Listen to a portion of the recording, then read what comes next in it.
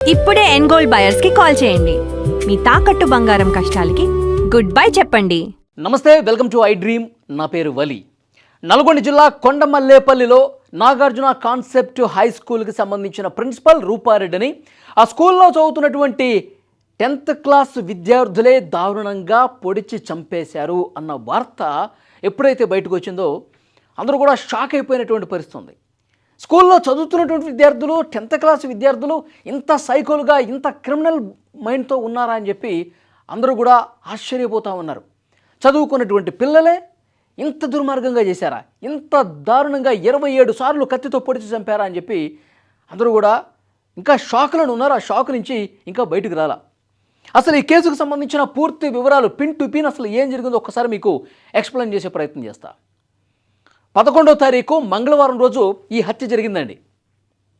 పోలీసులు ఈ హత్య సాయంత్రం 6 గంటలు 7 గంటల ప్రాంతంలో జరిగితే ఆ తర్వాత రోజు ఉదయం ఇన్ఫర్మేషన్ బయటకు తెలిసింది. పోలీసులు వచ్చారు, క్లూస్ టీము, డాగ్ స్క్వాడ్తో వచ్చారు. మొత్తం కూడా అక్కడ ఏమైనా ఆధారాలు దొరుకుతాయని చెప్పి ప్రయత్నం చేశారు. కానీ ఎక్కడ కూడా పోలీసులకి సరైనటువంటి ఆధారం లభించాల. అందుకే ఇన్వెస్టిగేషన్కి ఇంత టైం తీసుకున్నటువంటి పరిస్థితి ఉంది.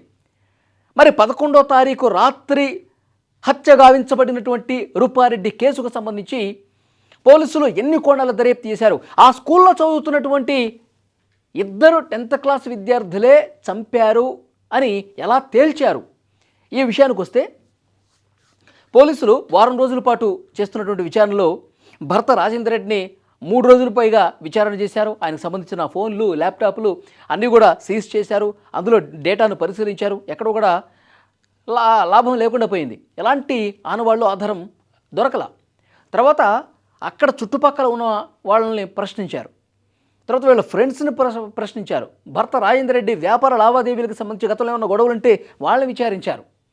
ఇక స్కూల్లో ఏమైనా గొడవలు ఉన్నాయా, స్కూల్ ప్రిన్సిపాల్ కదా, స్కూల్ ఎవరైనా భాగస్వాములు, లేకపోతే స్కూల్లో ఉన్న స్టాఫు, తర్వాత స్కూల్లో చదువుతున్నటువంటి పిల్లలు, వీళ్ళందరినీ కూడా విచారిస్తున్నటువంటి క్రమంలో మొదటిగా ఆధారం లభించాల. అయితే ఈ స్కూల్లో పాఠాలు చెప్పేటువంటి ఒక టీచర్కి ఆ స్కూల్ పక్కనే ఒక హాస్టల్ ఉందండి. ఆ హాస్టల్లో ఒకసారి దొంగతనం జరిగింది. ఎవరు చేశారు ఏంటనేది అప్పుడు విచారణ చేస్తే ఈ స్కూల్లో చదివేటువంటి 10th క్లాసు విద్యార్థులు చేశారని చెప్పి కొంత ఇన్ఫర్మేషన్ తెలిసింది. సో వాళ్ళని పిలిచారు. రూపారెడ్డి కూడా గతంలో ఆ విద్యార్థుల్ని పిలిచి ఇట్లా తప్పుదారిలో వెళ్తూ ఉన్నారు, దొంగతనాలు చేయటం నేరం, ఇప్పుడే మీరు దొంగతనాలు స్టార్ట్ చేశారంటే పెద్ద అయిన తర్వాత కరుడు కట్టిన నేరస్తులుగా మారుతారు, మీ జీవితం మొత్తం నాశనం అయిపోతుందని చెప్పి గతంలో ఆ పిల్లలు దొంగతనాలు చేస్తే పిలిచి వార్నింగ్ ఇచ్చి వాళ్ళని సరిగ్గా నడుచుకోండి అని చెప్పి క్లాస్ పీకినటువంటి పరిస్థితి ఉంది. సో ఈ స్టోరీ తెలిసింది. పోలీసులు తమ విచారణ చేస్తున్న క్రమంలో ఒక్కొక్కరిని విచారిస్తున్న టైంలో గతంలో జరిగిన దొంగతనానికి సంబంధించి ఇప్పుడు ఇదే స్కూల్లో టీచర్గా ఉన్నటువంటి ఒక వ్యక్తి, ఆయన నడిపిన హాస్టలే కాబట్టి అందులో జరిగిన దొంగతనం గురించి, గతంలో జరిగిన స్కూల్లో ఇన్సిడెంట్ కాబట్టి పోలీసుల విచారణలో అది చెప్పారు. సో పోలీసులకి ఒక బలమైనటువంటి అనుమానం కలిగింది. అంటే పిల్లలు ఈ విధంగా దొంగతనాలు చేసే నేపథ్యం ఉంది అంటే వాళ్ళు మరి అఫ్కోర్స్ ఏదైనా జరిగి ఉండొచ్చు, వాళ్ళు ఆ ఆలోచన చేసి ఉండొచ్చు అనుమానంతో పిల్లలందరినీ కూడా విచారిస్తూ ఉన్నారు. విచారిస్తే అప్పుడు ఈ విషయం బయటకు వచ్చింది. ఈ స్కూల్లో 10వ తరగతి చదువుతున్నటువంటి 2 విద్యార్థుల ప్రమేయం ఉన్నట్టుగా ప్రాథమికంగా వాళ్ళకి అనుమానం కలిగింది. అది తర్వాత బలపడింది కూడా. కొండమల్లేపల్లిలోని 2 తండాలకు సంబంధించినటువంటి విద్యార్థులు వీళ్ళు చోరీలు చేయటం, ఎక్కడో చోట డబ్బులు దొంగతనం చేయటం, ఆ డబ్బుతో జలసాలు చేయటం, గంజాయి తాగటం, సో ఇలాంటి అలవాట్లు కలిగి ఉన్నారంట. ఈ విధంగా కొంత దొంగతనాలకు సంబంధించిన చరిత్ర ఉందని చెప్పి అర్థమైంది. సో వాళ్ళని అదుపులోకి తీసుకున్నారు. అదుపులోకి తీసుకుని ప్రశ్నించారు. పోలీసులు తమదైనటువంటి స్టైల్లో ప్రశ్నిస్తే వాళ్ళ దగ్గర డబ్బులు దొరికాయి. ఆ డబ్బుల్ని వాళ్ళు ఎంత దొరికింది, 1,60,000 రూపాయలు ఒకటి జేబులో దొరికాయి. ఆ డబ్బులకి రక్తపు మరకలు కనిపించినాయి. వెంటనే పోలీసులు ఈ రక్తం ఎందుకంటింది, ఏంటి దీని వెనకాల ఏం జరిగిందని చెప్పి పోలీసులు వాళ్ళ స్టైల్లో 4 పీకి అడిగితే చేసినటువంటి తప్పునే, నేరాన్ని ఒప్పుకున్నారు. చూసారా, అన్ని కోణాల్లో దర్యాప్తు చేస్తున్నారు. సీసీ కెమెరాలు అన్నీ విచారణ చేశారు. ఎందుకంటే ఇంత 14-15 సంవత్సరాల నుండి 10th క్లాస్ చదువుతున్నటువంటి విద్యార్థులకి వాళ్ళకి అసలు అంటే చంపాలన్నటువంటి ఆలోచన పోలీసులకు కూడా రాదు. వాళ్ళు చంపి ఉంటారని చెప్పి ఆ ఆలోచన పోలీసులకు కూడా రాదు కదా. అందుకే మొదట 5-6 రోజుల పాటు, ఈ వారం రోజుల పాటు ఈ కేసు సాగటానికి కారణం అదే. సో అంత బలమైనటువంటి అనుమానం పెంచుకోవాలి మొదట. తర్వాత స్కూల్లో ఒక్కొక్కరిని విచారిస్తుంటే టీచర్స్ చెప్పినవన్నీ కూడా ఆ డాట్స్ అన్నిటిని కూడా కలుపుకుంటూ పోతే అప్పుడు వీళ్ళకి సంబంధించిన వ్యవహారం బయటకు వచ్చింది. సో డెఫినెట్గా రక్తపు మరకల గురించి, ఆ డబ్బు కంటినటువంటి రక్తపు మరకల గురించి అడిగితే అప్పుడు చేసినటువంటి తప్పుని, ఆ నేరాన్ని ఒప్పుకున్నటువంటి పరిస్థితి ఉంది. మొత్తం పిన్ టు పిన్ ఏం చేశాం, ఎందుకు చేసాం అనేది కూడా చాలా క్లియర్గా చెప్పారు. మేము డబ్బులకి అలవాటు పడిపోయాం, మాకు జలసాల అలవాటు, డబ్బులు ఎక్కడైనా దొంగతనం చేయటం, వాటితో ఫుల్గా ఎంజాయ్ చేయటం, ఇవన్నీ కూడా పోలీసుల ముందు ఒప్పుకున్నారు. అయితే ఆ రోజు ఏం జరిగిందంటే ప్రిన్సిపల్ ఏ టైంలో స్కూల్కి వెళ్తారు, స్కూల్ నుంచి ఇంటికి వెళ్తారు, ఏ టైంలో ఒంటరిగా ఉంటారు, ఇవన్నీ కూడా మాకు సమాచారం తెలుసు. సో మేడం బ్యాగులో ఎప్పుడు కూడా డబ్బులు ఉంటాయి, మేడం బ్యాగులో ఉంటున్న డబ్బుని దొంగతనం చేయాలన్నదే మా మొదటి ఆలోచన. అందుకే 5:30కి స్కూల్ నుంచి ఇంటికి వచ్చినటువంటి ప్రిన్సిపల్ రూపారెడ్డి తను ఇంట్లో ఒంటరిగా ఉందని తెలుసుకొని మేమిద్దరం వెళ్ళి ఒకడు ఇంటి బయట ఉన్నాడు, నేను లోపలికి వెళ్ళేటప్పుడు కూడా మేము మాస్క్ పెట్టుకున్నాం, హుడీ ధరించాం, ఎవరో గుర్తుపట్టకుండా ఉండటం కోసం. ఒకవేళ డబ్బులు ఇవ్వకుండా ఏమన్నా గలాటా చేస్తే, ఏమన్నా అరిస్తే మేము దాడి చేయడానికి ఒక కత్తి, ఒక యాక్సా బ్లేడ్ కూడా వెంట తీసుకెళ్ళామని చెప్పి పోలీసుల ముందు ఇవన్నీ చెప్తా ఉన్నారు. వాళ్ళు ఒప్పేసుకున్నారు. ఒకడేమో బయట ఉన్నాడు, ఇంకోడేమో లోపలికి ఎంటర్ అయిపోయాడు అనమాట. ఆమె వచ్చే సమయానికంటే ముందే, ఆమె స్కూల్ నుంచి ఇంటికి వస్తున్నటువంటి టైంలో అప్పుడే సమాచారం పసిగట్టేసి లోపలికి గోడ దూకేసి వెనక నుంచి లోపలికి వెళ్ళిపోయి కిచెన్లో నక్కి ఉన్నారంట.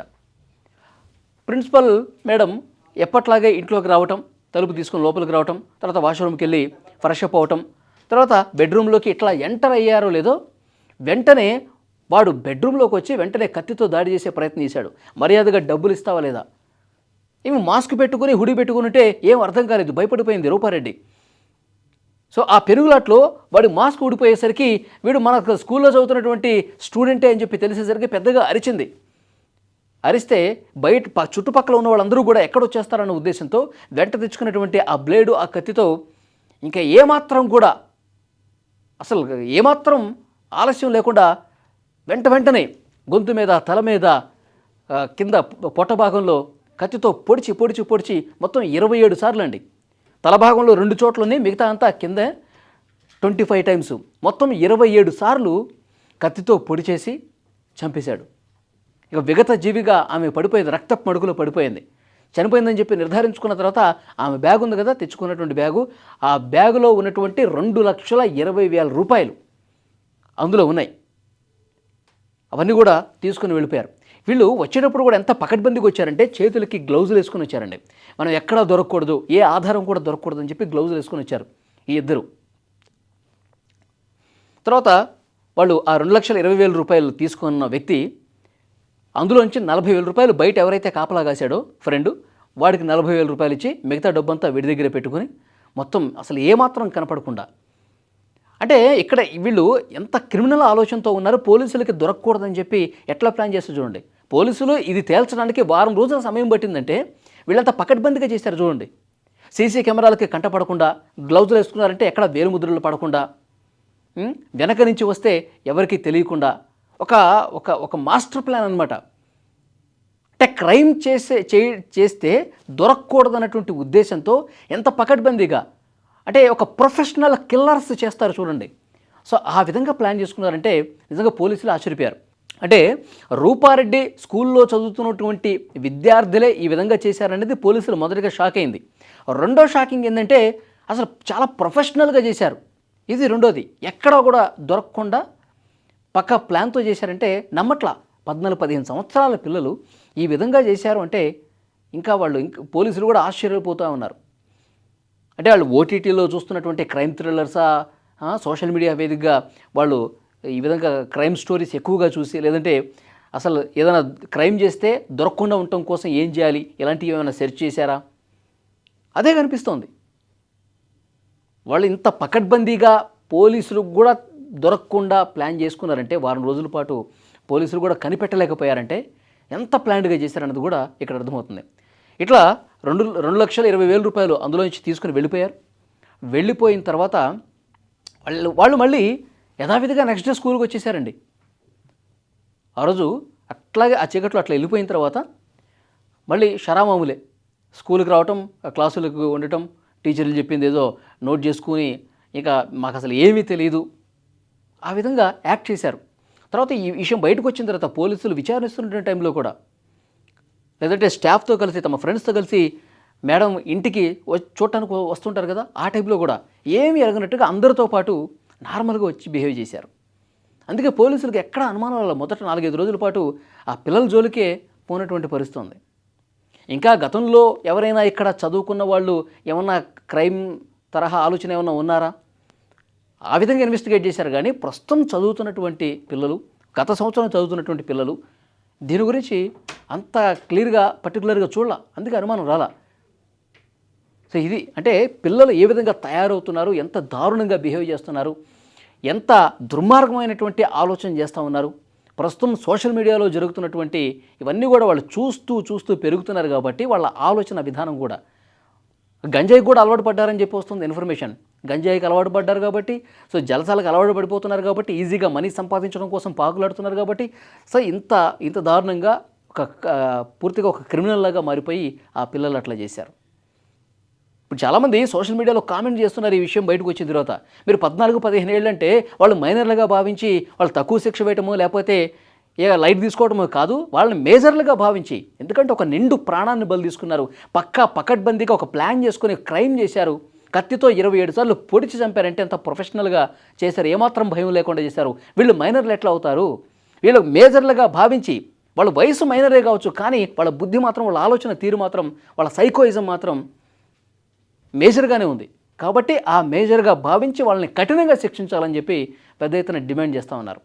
మొత్తం ఆ పిల్లల తండాలు ఏవైతే ఉన్నాయో ఆ తండాల్లో కూడా ఈ వార్త అందరికీ షాక్ గురి చేసింది. ఈ పిల్లలు ఇట్లా చేశారా, ఇంత దారుణంగా బిహేవ్ చేశారా, ఏదో గాలి తిరుగుతారని చెప్పి అనుకున్నాం కానీ చదువు చెప్పేటటువంటి ఆ స్కూల్ ప్రిన్సిపల్ని ఇంత దుర్మార్గంగా చంపేశారా అని చెప్పి నమ్మలేకపోతున్నాం అని చెప్పి వాళ్ళు కూడా మాట్లాడుతూ ఉన్నారు. సో నిజంగా చాలా బాధాకరమైన విషయం. సో పోలీసులు ఇంకా అఫీషియల్గా అనౌన్స్మెంట్ చేయడమే మిగిలింది. స్కూల్లో చదువుతున్నటువంటి 2 10th క్లాస్ స్టూడెంట్సే ఈ విధంగా ప్రిన్సిపల్ని చంపేశారు. సో ఈ వీడియో మీద మీ అభిప్రాయం కూడా చెప్పండి.